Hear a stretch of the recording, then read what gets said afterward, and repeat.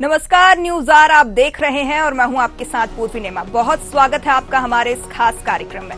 मध्य प्रदेश, राजस्थान और छत्तीसगढ़ के विधानसभा चुनाव में भारतीय जनता पार्टी को प्रचंड जीत मिली है, लेकिन अब सवाल सीएम पद को लेकर है। 3 राज्यों में कई नाम सामने आए हैं। मध्य प्रदेश में सीएम शिवराज, नरेंद्र सिंह तोमर, ज्योतिरादित्य सिंधिया और प्रहलाद पटेल का नाम सामने आ रहा है। सियासी हलकों में यह भी चर्चा है कि भारतीय जनता पार्टी मध्य प्रदेश में उत्तर प्रदेश की तर्ज पर 2 डिप्टी सीएम बना सकती है। भारतीय जनता पार्टी शिवराज सिंह चौहान को सीएम का ताज पहनाकर राज्य में 2 डिप्टी सीएम बना सकती है, तो वहीं राजस्थान में वसुंधरा राजे, बाबा बालकनाथ, गजेंद्र सिंह शेखावत सहित कई नाम सामने हैं। उधर छत्तीसगढ़ की बात करें तो भारतीय जनता पार्टी की शानदार जीत के बाद अब सभी की निगाहें मुख्यमंत्री पद पर टिकी हुई हैं। सूबे के सीएम पद के लिए बीजेपी के पास कई बड़े चेहरे हैं। 3 बार के मुख्यमंत्री रमन सिंह के अलावा पार्टी के प्रदेश अध्यक्ष अरुण साव, विष्णुदेव साय शामिल हैं। वहीं पूर्व मंत्री लता उसेंडी और आदिवासी वर्ग से आने वाले केदार कश्यप का नाम भी सामने आ रहा है। लेकिन छत्तीसगढ़ के सियासी हलकों में डॉक्टर रेणुका सिंह का नाम सीएम पद की दावेदारी में प्रमुखता से लिखा जा रहा है। वर्तमान में रेणुका सिंह केंद्र की सरकार में अनुसूचित जनजाति विभाग की मंत्री हैं। रेणुका सिंह की जमीनी स्तर पर छत्तीसगढ़ के सरगुजा इलाके में आदिवासियों के बीच गहरी पैठ मानी जाती है। रेणुका सिंह पूर्ववर्ती रमन सिंह की सरकार में मंत्री भी रह चुकी हैं, लेकिन अब देखना होगा कि किसके सर होगा सीएम का ताज। ये मुख्यमंत्री कौन होगा ये भी तय नहीं है। विधायक दल की बैठक होगी, केंद्रीय पर्यवेक्षक आएंगे, वो निर्णय करेंगे। जो भी मुख्यमंत्री होगा बीजेपी का, हमने जो घोषणा पत्र किया है पहले दिन और पहले कैबिनेट से उसके क्रियान्वयन की दिशा में हम आगे बढ़ेंगे और पहला निर्णय होगा वो चाहे आवास को लेकर हो, चाहे धान खरीदी की व्यवस्था को लेकर हो, चाहे महिलाओं को जो वादा किया है। मैं अत्यंत सौभाग्यशाली हूं कि मैं भारतीय जनता पार्टी का कार्यकर्ता हूं। भारतीय जनता पार्टी राष्ट्रीय पुनर्निर्माण का मिशन है और एक कार्यकर्ता के नाते उस मिशन को पूरा करने में हम दिन और रात लगे हैं। मैं अपने आप को सौभाग्यशाली मानता हूं कि नरेंद्र मोदी जी हमारे नेता हैं, उनके साथ काम करने का अवसर मिला है। मैं एक कार्यकर्ता हूं। पार्टी ने जब जो काम दिया उस काम को पूरी प्रामाणिकता, ईमानदारी और जितना मुझ में सामर्थ्य था उस सामर्थ्य को झोंक के मैंने वो काम पूरा करने का प्रयास किया है। मैं मुख्यमंत्री का दावेदार ना तो पहले कभी रहा और ना आज हूं। मैं एक कार्यकर्ता के नाते सदैव भारतीय जनता पार्टी मुझे जो भी काम देगी उस काम को समर्पित भाव से अपनी संपूर्ण शक्ति, क्षमता और प्रामाणिकता, ईमानदारी से सदैव करता रहूंगा। तो देखिए, आपने सुना डॉक्टर रमन सिंह और मुख्यमंत्री शिवराज सिंह चौहान को। आज इसी मुद्दे पर करेंगे चर्चा के लिए हमारे साथ मौजूद है प्रियंका दुबे, प्रवक्ता बीजेपी से, वहीं राजीव चक्रवर्ती, प्रवक्ता बीजेपी से छत्तीसगढ़ से। आप दोनों का बहुत स्वागत है न्यूज आर पर। सबसे पहले रुक करेंगे प्रियंका जी का। प्रियंका जी, पहले तो प्रचंड जीत की आपको बहुत बहुत बधाई। जब मध्य प्रदेश में चौथी बार जो है कांग्रेस भारतीय जनता पार्टी की सरकार बनने जा रही है, सीएम फेस को लेकर चर्चाएं तेज हो गई हैं। कहीं ना कहीं अब सीएम फेस को लेकर बातें हो रही हैं। कौन सीएम फेस होगा? आप किसे सीएम फेस के रूप में देखना चाहती हैं और बतौर सीएम आप किसे बधाई देना चाहती हैं? पूर्वी जी, आपको भी बहुत बहुत शुभकामनाएं। आप लोगों का भी बहुत महत्वपूर्ण रोल रहा है इस प्रचंड जीत में। जिस तरह से आपने सारे साक्ष्य के साथ में सारी सत्यता जनता के बीच में रखते रहे, उससे हमारा कार्य सरल भी होता गया और हम सब कहे तो सक्षम भी होते चले गए जी। तो आप लोगों का भी बहुत बहुत धन्यवाद, आभार। अब जैसे हमने कहा कि हमने पूरा चुनाव माननीय प्रधानमंत्री जी के नीति निर्देशन पे जीता है। उन्हीं की रीति नीति और उन्हीं की प्रेरणा से हम लोग अपने आप को ऊर्जान्वित महसूस करते हैं। मार्गदर्शन के तौर पे बार बार हमारे बीच में माननीय गृह मंत्री जी, हमारे अमित शाह जी उपस्थित होते रहे और अभी तक कुशल नेतृत्वकर्ता के तौर में और सबसे सफल मुख्यमंत्री के तौर में अगर मैं देखना चाहूंगी तो माननीय मुख्यमंत्री हमारे शिवराज सिंह जी चौहान हमारे बीच में रहे हैं और पूरे चुनाव में भी उन्होंने बहुत मेहनत करी है और हमें भी हमेशा प्रेरणा देते रहे। तो अभी तक भी लेकिन जैसा भी तय किया गया वो सारे केंद्र के नीति निर्देश पर होता आया है। तो अभी भी जो भविष्य में भी है, जो भी विकल्प भी हैं या जो भी चेहरे सामने आते हैं, तो वो सर्वमान्य होंगे और जो वो तय करेंगे, क्योंकि हमारा निशान ही कमल था। जी। तो अभी तो हमारे लिए मुख्यमंत्री के तौर पे भी वही मुख्यमंत्री है कि कमल निशान, कमल पहचान और कमल ही हमारी शान है। तो हम लोग तो अभी उसी के तले के खड़े हुए हैं और जैसा भी केंद्र के द्वारा निर्धारित किया जाएगा वही सर्वमान्य होगा। जी, चलिए प्रियंका जी, हम रुक करेंगे राजीव जी का। राजीव जी, पहले तो आपको भी बहुत बधाई, जो है प्रचंड जीत यहाँ पे भारतीय जनता पार्टी की छत्तीसगढ़ में। बतौर सीएम छत्तीसगढ़ में आप किसे देखना चाहते हैं? जी पूर्वी जी, आपको भी बधाई और सहयोग के लिए बहुत बहुत धन्यवाद। न्यूज आवर का धन्यवाद, आपको वो व्यक्तिगत रूप से धन्यवाद, शुभकामनाएं। देखिए, Bharatiya Janata party cadre wise party, हम चुनाव के दौरान भी बार बार बोल रहे थे कि ये लीडर वाइज पार्टी नहीं है, काडर महत्वपूर्ण होता है। चाहे प्रधानमंत्री जी हो, गृह मंत्री जी हो या कोई भी हो, वो पार्टी के एक सदस्य है और पार्टी के जो परिवार के लोग हैं वो जब तय करते हैं केंद्रीय नेतृत्व और जो विधायक जो बोर्ड रहेगा वो जो तय करेंगे उसके हिसाब से तय होगा। भारतीय जनता पार्टी में जिसे भी बनाया जाएगा उसके अगुवाई में ये मंत्रिमंडल बनेगा और सारे कार्यकर्ता मिलकर प्रदेश की रीति नीति को और जो पार्टी का जो मिशन और विजन है कि तेरा वैभव अमर रहे माँ, हम 2-4 दिन रहे न रहे, देश की सेवा के लिए। और जो हमारा संकल्प है, पंडित दीनदयाल उपाध्याय जी का जो संकल्प था कि अंत्योदय की बात करना, समाज के अंतिम पंक्ति तक काम राजीव जी, आप किसे बधाई देना चाहेंगे? बतौर मुख्यमंत्री आप किसे देखना चाहेंगे? राजीव जी, बतौर मुख्यमंत्री आप किसे हमारे देखने से नहीं होगा, हमारे लिए सभी योग्य हैं, सभी एक जैसे हैं। तो हमारी कोई बात नहीं, हमारी कोई व्यक्तिगत इच्छा नहीं होती। जो पार्टी निर्णय लेगा, जितने भी लोग हैं, और पार्टी ने कहा है कि पार्टी के बीच में से जो माननीय विधायक है उन्हीं में से किसी को बनाया जाएगा। तो ये जो परिपाटी है जिसे भी बनाया जाए, हमें आप ही लोग जो नाम दिखा रहे 5-6 लोग, उन्हीं में से कोई एक हो सकते हैं या हो सकता है उनमें से कोई ना हो, पार्टी चौंका दे। तो देखिए, ये पार्टी फोरम के जो माननीय नेतृत्व है, शीर्ष नेतृत्व जो निर्णय करेगा उसे हम सब स्वीकार करेंगे। अब प्रधानमंत्री जी कहते हैं कि मैं एक सामान्य कार्यकर्ता हूं, अभी आप ही के चैनल पे कितनी सुंदर बातें कही शिवराज सिंह जी की मैं पार्टी की रीति नीति का काम करूंगा। हम किसी रेस में नहीं थे। यही खूबी है भारतीय जनता पार्टी का कि कोई चेहरा नहीं होता, सारे लोग मिलकर कमल खिलाने में लगे हुए थे, पूरे कार्यकर्ता, जिला स्तर पर, मंडल स्तर पर, बूथ का कार्यकर्ता। तो ये तो विशेषता है हमारी पार्टी की, तभी हम इतनी ऐतिहासिक जीत दर्ज किए हैं, सारे पूर्वानुमानों को फेल किए हैं। तो यही बात है। चलिए राजीव जी, हम आपके पास आएंगे। हमारे साथ वरिष्ठ पत्रकार मनीष बोरा जी जुड़ चुके हैं। मनीष जी, बहुत स्वागत है आपका न्यूज आवर पर। यहाँ पर जो है प्रचंड जीत भारतीय जनता पार्टी की 3 राज्यों में देखी जा रही है। अगर बात राजस्थान की करें तो कहीं ना कहीं वहां पे जो है रिवाज बरकरार रहा है। मध्य प्रदेश में जो है लाडली बहनाओं का आशीर्वाद हम समझ सकते हैं शिवराज सिंह चौहान को मिला है, लेकिन छत्तीसगढ़ में जो आंकड़े आए हैं वो काफी चौंकाने वाले हैं। एग्जिट पोल यहाँ पर गलत साबित हुए। अब ऐसे में जो है सीएम के रूप में किसे जो है भारतीय जनता पार्टी उतार सकती है? देखिए, बहुत सारे ऐसे चेहरे जिनके नाम लगातार चल रहे हैं छत्तीसगढ़ में मुख्यमंत्री के लिए। उसमें डॉक्टर रमन सिंह जी का नाम है, रेणुका सिंह जी का नाम है, अरुण साव जी का नाम है, सबके साथ अलग अलग वो चल रहा है। लेकिन इसमें सबसे महत्वपूर्ण चीज ये है, देखिए कि जिस अमित शाह जी ने पूरे छत्तीसगढ़ के चुनाव को और इस पूरे कैंपेन को अपने देखरेख में रन किया है, तो मुझे लगता है सबसे महत्वपूर्ण तो अमित शाह जी की राय होगी, वो किसको मुख्यमंत्री के रूप में देखना चाहते हैं। उस हिसाब से यदि पार्टी के हिसाब से हम बात करें और केंद्रीय नेतृत्व के हिसाब से भी बात करें तो मुझे लगता है केंद्रीय नेतृत्व आने वाला जो लोकसभा चुनाव है उसके हिसाब से जिस व्यक्ति को जो यहाँ पर पूरी 11 की 11 सीट, देखिए ऑलरेडी 9 सीट भाजपा के पास है, वो प्रयास ये रहेगा कि 2 सीट कांग्रेस के पास है उसको भी भारतीय जनता पार्टी प्राप्त करे और उस दिशा में वो प्रयास करेंगे। क्योंकि इस जो चुनाव है, इस चुनाव को आने वाले लोकसभा चुनाव के सेमीफाइनल के रूप में देखा जा रहा था और इसमें बीजेपी ने एक अच्छी सफलता प्राप्त करी है। तो भाजपा ये प्रयास करेगी कि छत्तीसगढ़ में भी जो है वो इस तरीके के व्यक्ति को लेकर के आए जिनके पास में अनुभव हो, जो काम कर सकते हो और जो प्रशासनिक स्तर पर भारतीय जनता पार्टी को आने वाले लोकसभा में सारी 11 की 11 सीट दिला सकते हो।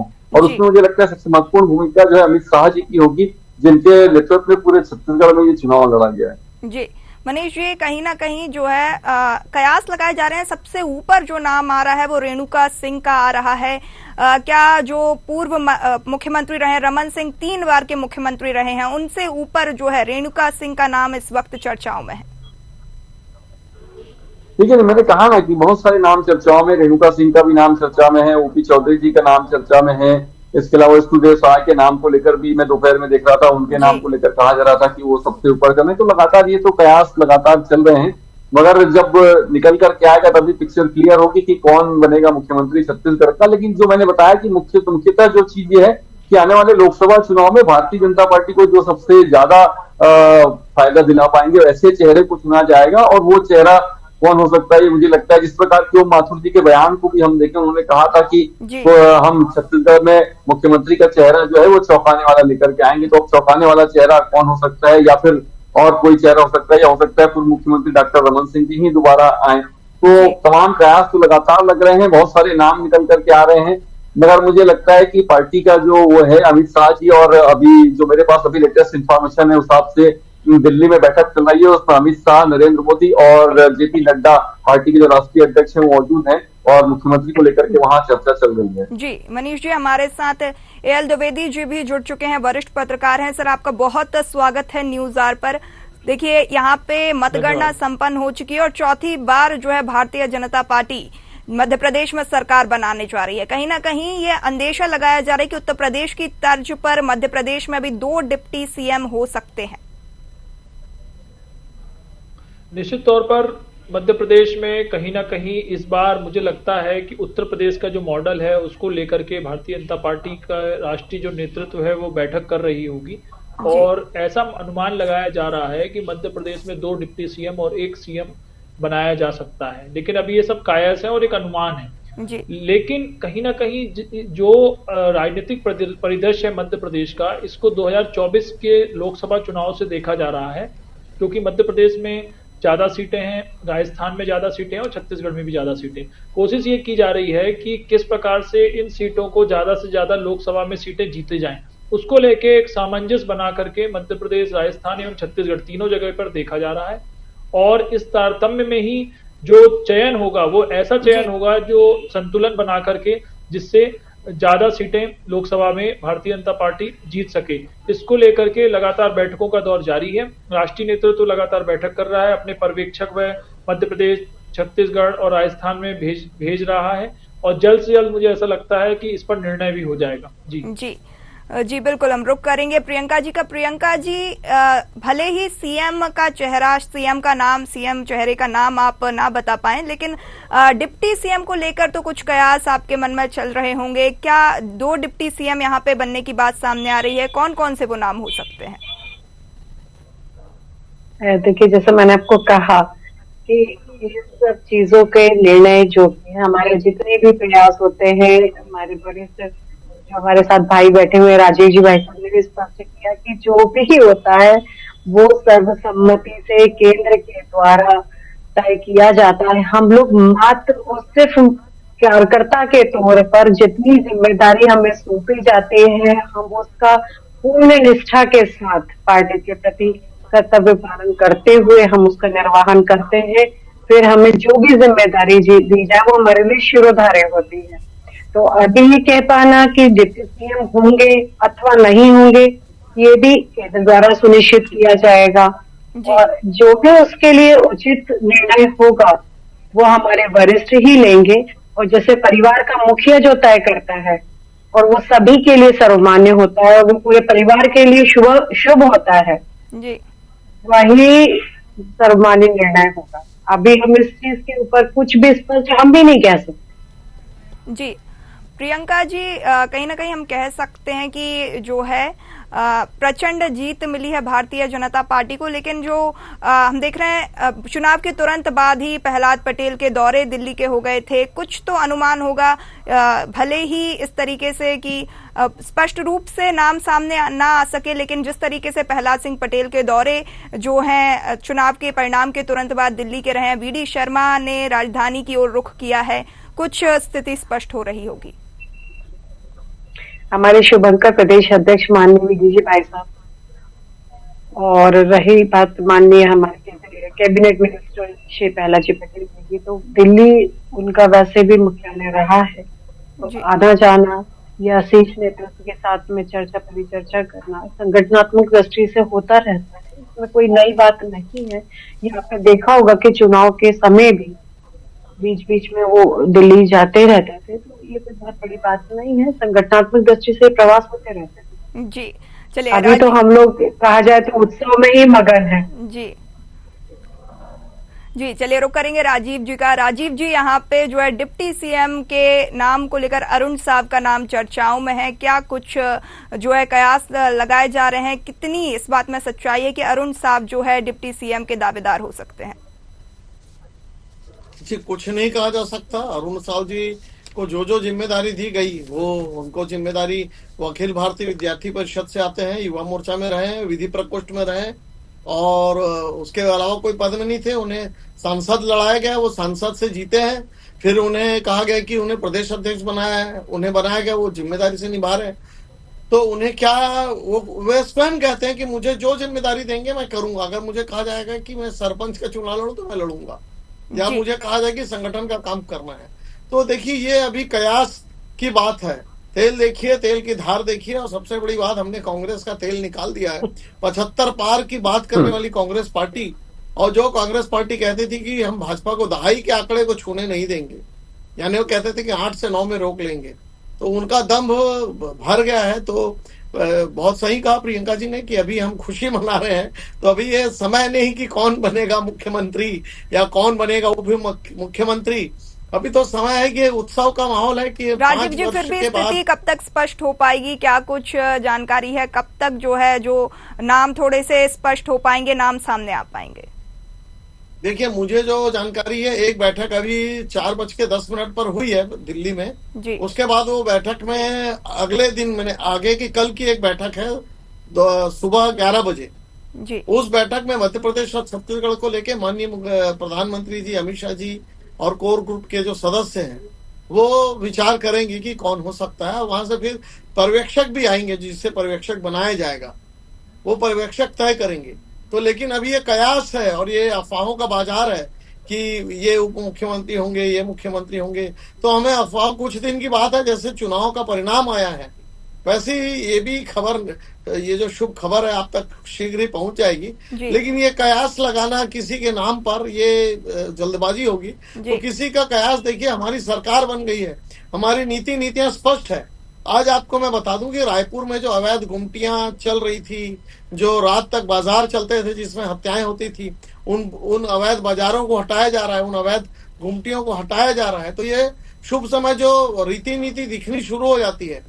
तो जो कहते हैं ना कि पूत के पांव पालने में ही दिखलाई पड़ते हैं, तो ये जो शैशव अवस्था में छत्तीसगढ़ था 23 वर्ष में, और पिछले 5 वर्ष में जिसका विकास रुक गया था, तो विकास की शुरुआत हो गई आज से, वो महत्वपूर्ण है। मुख्यमंत्री कोई भी बने, उप मुख्यमंत्री कोई भी बने, मंत्रिमंडल कोई भी रहे, लेकिन क्या उत्तर प्रदेश मॉडल जो है छत्तीसगढ़ में लागू हो सकता है? क्या यहाँ पे भी 2 डिप्टी सीएम के नाम सामने आ सकते हैं? नहीं, इसमें कुछ सच्चाई तो नहीं, लेकिन अगर पार्टी बना दे तो हो सकता बना दे। लेकिन छत्तीसगढ़ छोटा राज्य है मध्य प्रदेश की तुलना में, यहाँ 90 विधानसभा है, तो मध्य प्रदेश में 230 विधानसभा है, बड़ी क्षेत्र है, क्षेत्रफल की दृष्टि से भी बड़ा है। लेकिन हो सकता बना दिया जाए, तो उसमें कोई अवश्यंभावी नहीं है। लेकिन देखिए अभी तो ये अनुमान की बात है, और मैं अधिकृत नहीं हूँ पार्टी के इस विषय पे कुछ कहने के लिए, तो मैं कह नहीं सकता जी। चलिए, रुक करेंगे मनीष बोरा जी का। मनीष जी, यहाँ पे जो है लगातार अब 2024 की तैयारियां, लोकसभा चुनाव की तैयारियों में भारतीय जनता पार्टी जुट गई है। कहीं ना कहीं सीएम फेस इस तरीके से लाया जाएगा जिससे 2024 की कमान संभाली जा सके। कहीं आदिवासी वोटर्स को साधने के लिए बड़ा चेहरा यहाँ पे रेणुका सिंह का है। कहीं ना कहीं कयास लगाए जा रहे हैं कि रेणुका सिंह सीएम उम्मीदवार होंगी। देखिए निश्चित रूप से आपकी बात से मैं सहमत हूँ कि आने वाले लोकसभा चुनाव 2024 में जो होना है उसके हिसाब से ही मुख्यमंत्री का चयन होगा। और जो बात हो रही थी डिप्टी सीएम बनाने की या सीएम बनाने की, तो हो सकता है कि उत्तर प्रदेश के फार्मूले पर छत्तीसगढ़ में भी डिप्टी सीएम बनाया जाए। और सोशल इंजीनियरिंग की जो बात होती है, उसमें मुझे लगता है कि हो सकता है एक चीफ डिप्टी सीएम जो है आदिवासी को बना दिया जाए और एक डिप्टी सीएम जो है ओबीसी से बना दिया जाए और एक सीएम भी बना दिया जाए, ये भी संभव हो सकता है। लेकिन अभी ये सारी चीजें जो है वो हवाओं में और कैलकुलेशन के आधार पर चल रही है। लेकिन इसके महत्वपूर्ण चीज ये है कि छत्तीसगढ़ में जो बात हो रही थी लगातार सोशल इंजीनियरिंग को लेकर के जो बात हो रही थी, जिस बात को लेकर के कांग्रेस बड़ी आक्रामक थी, जातिगत जनगणना की जो उसने बात करी थी, जिसके जितनी संख्या उसको उतना आरक्षण, इस तरीके की जो बातें थी, मुझे लगता है जनता ने उस पर अपना मैंडेट दिया है। तो इन चीजों को समझना होगा और महत्वपूर्ण, सबसे महत्वपूर्ण चीज वही है कि जो कयास लगाए जा रहे हैं लगातार, रेणुका सिंह हो सकती है, रमन सिंह हो सकते हैं, अरुण साह हो सकते हैं, और भी ऐसे तमाम नाम है, उनमें से कोई भी हो सकता है मुख्यमंत्री। और छत्तीसगढ़ में मुख्यमंत्री बनने का जो वो चला है, यदि हम देखें तो प्रदेश अध्यक्ष जो रहते हैं उन्हीं को मुख्यमंत्री बनाया जाता है। चाहे रमन सिंह की हम बात कर लें, जब उनको मुख्यमंत्री बनाया गया उस समय वो प्रदेश अध्यक्ष थे। भूपेश बघेल को मुख्यमंत्री बनाया गया उस समय वो भी कांग्रेस के प्रदेश अध्यक्ष थे। तो अभी वर्तमान में अरुण साव प्रदेश अध्यक्ष है, तो हो सकता है उनको भी पार्टी मौका दे दे। तो अरुण साव जो है पद के उम्मीदवार रहेंगे। जी जी जी, हो सकता है उनको भी पार्टी मौका देते हैं। लेकिन डॉक्टर रमन सिंह जी भी हो सकते हैं क्योंकि उनका अपना प्रशासनिक अनुभव है, उन्होंने तीन टर्म यहाँ पर मुख्यमंत्री रहे हैं। उसके साथ साथ वर्तमान में भी हम बात करें तो विधायक जो जीत के आए हैं उनमें बहुत सारे विधायक ऐसे हैं जो उनके समर्थक हैं। तो एक ये भी हो सकता है कि विधायकों की राय ली जाए तो संभव है कि कुछ हो, लेकिन मुझे नहीं लगता कि विधायकों की राय ली जाएगी, क्योंकि जिस प्रकार से छत्तीसगढ़ में भाजपा के केंद्रीय नेतृत्व ने पूरी तरीके से चुनाव की बागडोर अपने हाथ में रखी थी, उस हिसाब से मुझे लगता है कि मुख्यमंत्री भी वहीं से तय होकर के आएगा। बाकी सारी औपचारिकताएं छत्तीसगढ़ में जरूर पूरी की जाए। जी बिल्कुल, चलिए रुक करेंगे द्विवेदी जी का। द्विवेदी जी, यहाँ पे जो है भारतीय जनता पार्टी हमेशा से ऐसे निर्णय लेती है जिससे सभी चौंक जाते हैं। कहीं न कहीं हर वर्ग को साधने का यहाँ पे प्रयास किया जाएगा। 2024 के लोकसभा चुनाव के मद्देनजर ये निर्णय लिए जाएंगे। ओबीसी, एसटी, एससी, जनरल सभी वर्ग के वोटर्स को यहाँ पे साधने का प्रयास किया जाएगा। कुछ इस प्रकार से सीएम और डिप्टी सीएम के नाम सामने आएंगे। बिल्कुल, निश्चित तौर पर कहीं ना कहीं सामंजस्य सभी वर्गों में बनाने के लिए भारतीय जनता पार्टी पहल कर रही है और मुझे लगता है इसको लेकर के केंद्रीय नेतृत्व लगातार बैठक कर रहा है। उनको ये देखना है कि आने वाले जो लोकसभा चुनाव है उन पर किस प्रकार इन सीटों का प्रभाव पड़े। तो सामाजिक संतुलन को बनाते हुए कहीं ना कहीं ऐसा भी हो सकता है कि कोई चौंकाने वाला चेहरा भी मध्य प्रदेश में मिल सकता है, क्योंकि आपने देखा होगा जिस प्रकार से अगर हम उत्तराखंड की बात कर लें, हम असम राज्य की बात कर लें, कई जगह आपने देखा होगा कि कई नए लोगों को वहां पर सीएम बनाया गया है, मतलब प्रयोग किया गया है, और कहीं ना कहीं वह राज्य भी लगातार शासन प्रशासन जो है वह वहां कार्य कर रहा है। तो ऐसा भी हो सकता है कि कोई नए चेहरे को भी प्रदेश का दायित्व दिया जाए। लेकिन कहीं ना कहीं इसमें एक बात ये आ जाती है कि जो लाडली बहना और जो वोट परसेंटेज महिलाओं का बड़ा है, उसमें पहली पसंद कहीं ना कहीं मुख्यमंत्री शिवराज सिंह चौहान की बनती हुई दिख रही है जी। लेकिन आने वाले लोकसभा चुनाव को अगर हम बात कर लेते हैं तो कुछ ऐसा सामंजस्य भी बैठाया जाएगा जिससे आने वाले लोकसभा चुनाव में मध्य प्रदेश से भारतीय जनता पार्टी को ज्यादा से ज्यादा सीटें मिल पाए। इसीलिए इसको लेकर के एक मंथन का दौर जारी लग रहा है और मुझे लगता है 2 से 3 दिन या 1 हफ्ते के अंदर ये निर्णय संभवतः हो जाएगा, क्योंकि कहीं ना कहीं मध्य प्रदेश में विधानसभा का शीतकालीन सत्र भी लगने वाला है और जो बजट और जो शपथ ग्रहण समारोह है, बहुत सारी जो कार्यक्रम होते हैं उनको जल्द से जल्द पूरा करना है। तो ऐसा लग रहा है कि शायद 2 से 3 दिन के अंदर ही ये सब कार्य होंगे और शपथ ग्रहण होने के बाद सभी विधायकों की शपथ ग्रहण होगा और विधानसभा का सत्र लगेगा जिसमें सभी विधायकों को शपथ ग्रहण कराई जाएगी। जी बिल्कुल, रुक करेंगे प्रियंका जी का। प्रियंका जी, यहाँ लोकसभा की भारतीय जनता पार्टी के पास 28 सीटें हैं, वहीं कांग्रेस के पास मात्र 1। क्या रणनीति रहेगी पूरी की पूरी 29 सीटें यहाँ पे हासिल करने की भारतीय जनता पार्टी की?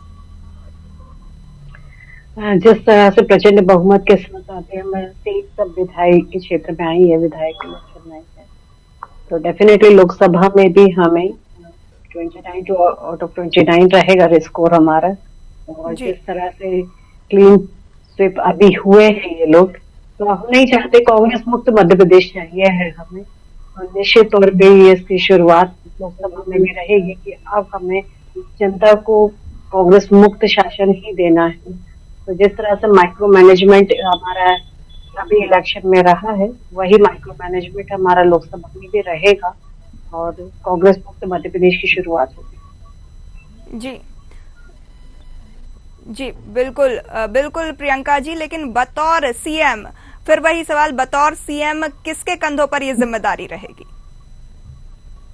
जो मध्य प्रदेश को स्वर्णिम मध्य प्रदेश बनाएंगे, जो मध्य प्रदेश के लिए शुभ होंगे, और जो सभी बहनों के लिए, सभी भांजियों के लिए शुभ होंगे, वही हमारे मध्य प्रदेश के लिए भी शुभ। साफ तौर पर आप शिवराज सिंह चौहान के लिए ये बातें बोल रही हैं, लेकिन वो इस बात से साफ इनकार कर चुके हैं। उन्होंने कहा कि ना मैं पहले कभी उम्मीदवार था, दावेदार था सीएम के लिए, ना अभी हूं। इस पर आप क्या कहना चाहेंगी?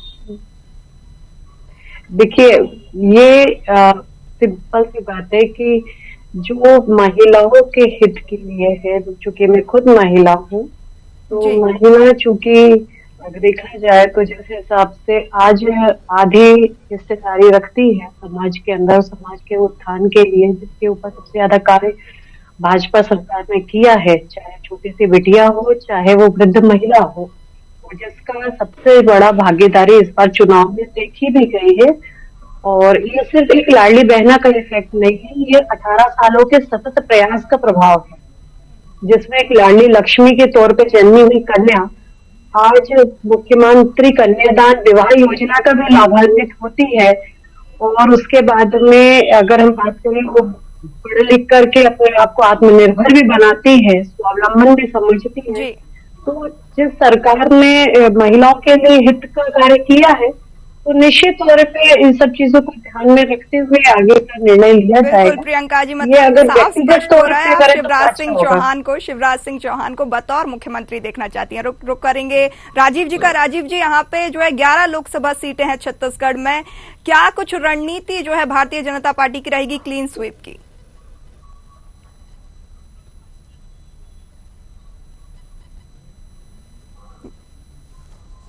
और जो क्षेत्र होता है, जैसे रायपुर मुख्यतः संभागों में बटा हुआ है, सरगुजा संभाग, रायपुर संभाग, बिलासपुर संभाग, दुर्ग संभाग, बस्तर संभाग, तो इन संभाग में पूरा प्रतिनिधित्व मिले, उस हिसाब से मंत्रिमंडल की भी रूपरेखा तय होती है।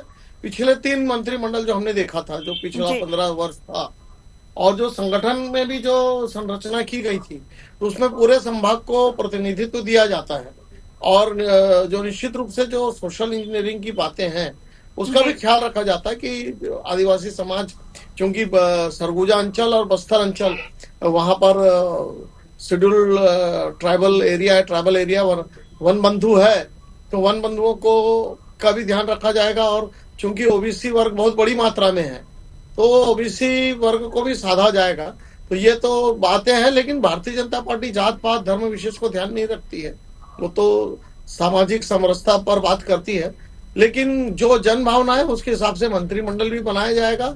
और जो मैंने कहा कि क्षेत्र के हिसाब से जो बातें रहती कि हर क्षेत्र को मौका मिले, समावेशी विकास हो, समरस विकास हो, और समष्टि और वैशिष्ट जो परिकल्पना की जाती है, तो माइक्रो मैनेजमेंट लेवल पे काम हो, सरकार का समग्र सरकार हो, सहकारिता हो उसमें, तो ये उस हिसाब से मंत्रिमंडल का गठन किया जाएगा और मुख्यमंत्री का चेहरा भी उसी प्रकार से तय किया जाएगा। तो अभी कुछ कहना जल्दबाजी होगी, लेकिन समाज को साधने की बातें निश्चित रूप से होगी और क्षेत्र को साधने की कोशिश होगी। बिल्कुल जी। चलिए रुक करेंगे मनीष जी का। मनीष जी, जो है यहाँ पे पूर्ण बहुमत भारतीय जनता पार्टी को छत्तीसगढ़ और मध्य प्रदेश में मिला है, क्या कुछ रणनीति भारतीय जनता पार्टी की रहेगी लोकसभा चुनाव के मद्देनजर इसे कायम रखने में? ये निश्चित रूप से सोशल इंजीनियरिंग बहुत बड़ा महत्वपूर्ण फैक्टर है, जिसको लेकर के भारतीय जनता पार्टी मुझे लगता है मध्य प्रदेश, छत्तीसगढ़ और राजस्थान तीनों जगह काम करेगी। और उनका टारगेट ये है कि देखिए, महत्वपूर्ण चीज सबसे बड़ी है ना कि नरेंद्र मोदी जी को वापस जो है वो मुख्यमंत्री के रूप में प्रधानमंत्री के रूप में देखना चाहती है भारतीय जनता पार्टी।